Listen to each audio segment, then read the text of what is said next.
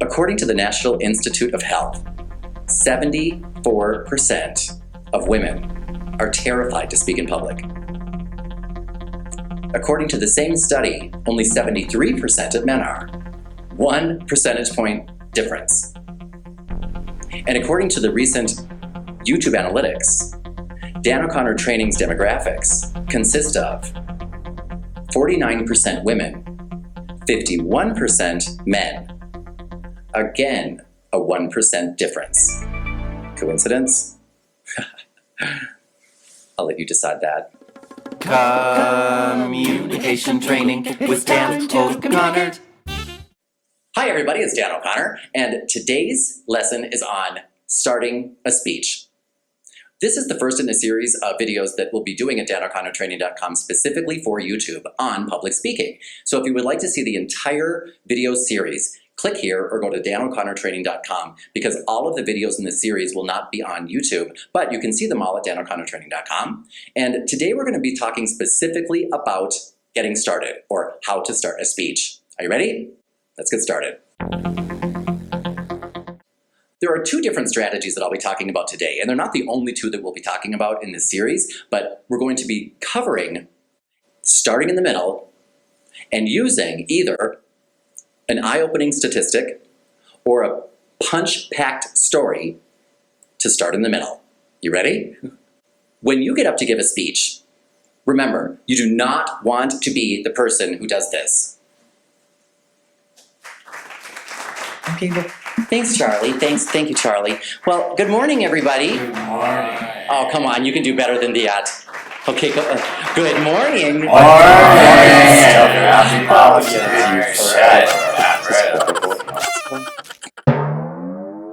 If you, instead of getting up and telling people good morning or good afternoon, when you start what should be a captivating presentation, because every time you give a presentation, you should aim to captivate, right? So if you get up and you have to go through stuff like getting everybody to sit down and be quiet and respond to you and pay attention, which is what people are trying to do when they say good morning, you are doomed from the beginning. You're doomed.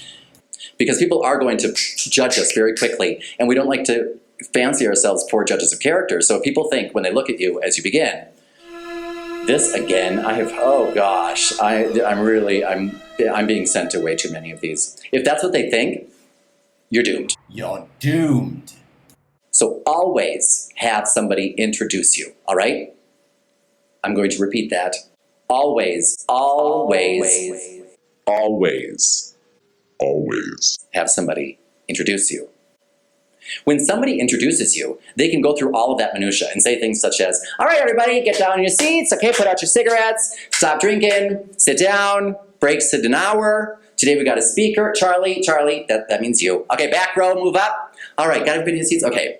So today we have Dan O'Connor, and then they go through this script that you should have given them, because you should give somebody who introduces you a quick bio, which is a few lines about you, so that when they're about to introduce you, and yes, anybody who introduces you should have a quick bio, and there is no excuse to get up without somebody introducing you if it's a planned event.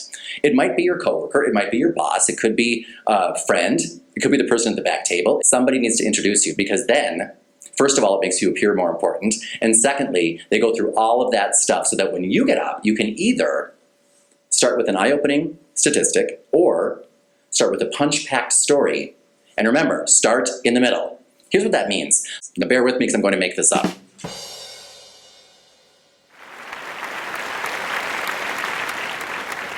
Everybody, please look at your watches. Right now at 2:15 on a Thursday afternoon in Minneapolis, Minnesota, according to recent statistics, there are currently, at this moment, 2,354 people looking online on Yelp and YouTube, trying to decide what restaurant they're going to go to tonight. Are you showing up on that list? Mary? So that's a way that, now I incorporated many different things into that opening, but that's an eye-opening statistic. You know, take a statistic, a number, and open with it. But you'll notice how I didn't get up and say, oh, good morning, oh, well, today we're going to be talking about this, don't do that. When you just get up and you start talking as if you've already gone through the details, you've already gone through the warm-up, you're just in the middle of a story, people will pay attention and be like, whoa, whoa, whoa, wait a minute, we're going, hold on. And they'll pay attention. And it makes whatever you're saying more interesting. You cut to the chase. Having said that, sometimes when you're delivering information that's statistic-based, it can be a little bit dry. So a great way to make anything that you are saying a little more dramatic and have a little more impact is the pregnant pause. I don't know nothing about birthing no babies. So what I've done is I just printed out some interesting facts on France. I have not read these, so I'm going to show the difference between some facts and some facts peppered with a little pregnant pause.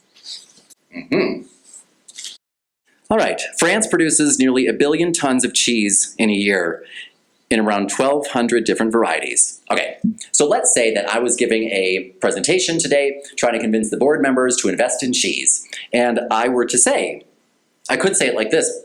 Many people would say that and say things such as, by the way, it's okay to read from notes. So I could get up and say something such as, France produces nearly 1 billion tons of cheese a year, around 1,200 different varieties. Or I could say something such as, the oldest recorded human voice is French. And read the way I would try to read the way I might normally speak.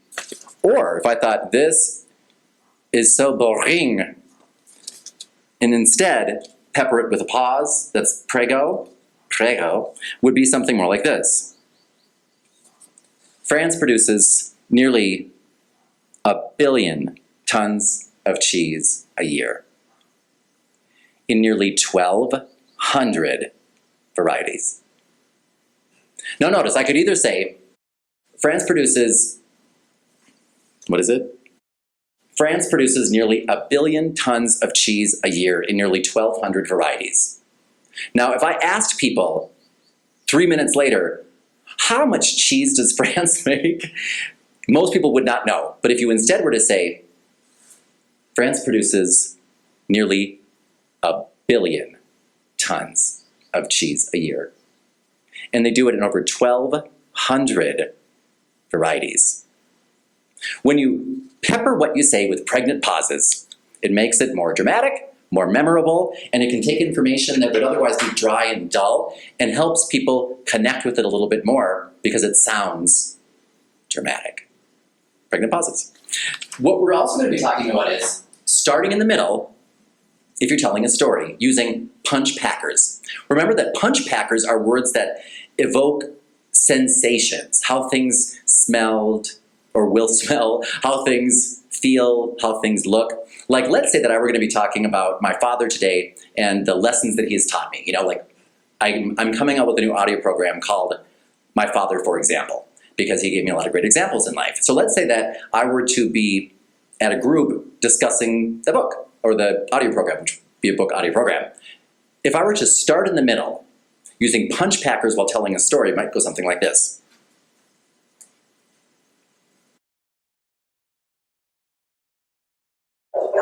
If you've ever been to North Dakota in February, you know that when I tell you, as I walked down the street in the 40 below zero cold at 8 o'clock at night, I could hear the crunching of the snow, and just the crunching of the snow under my feet, because it's so cold, things can't even make a sound. When you start off like that, you know, I'm just right in the middle of a story. I don't say, well, today I'll be talking about this. That's starting in the middle and makes people pay attention. And I talked about what you could hear. Do you remember what you could hear? The snow crunching under your feet.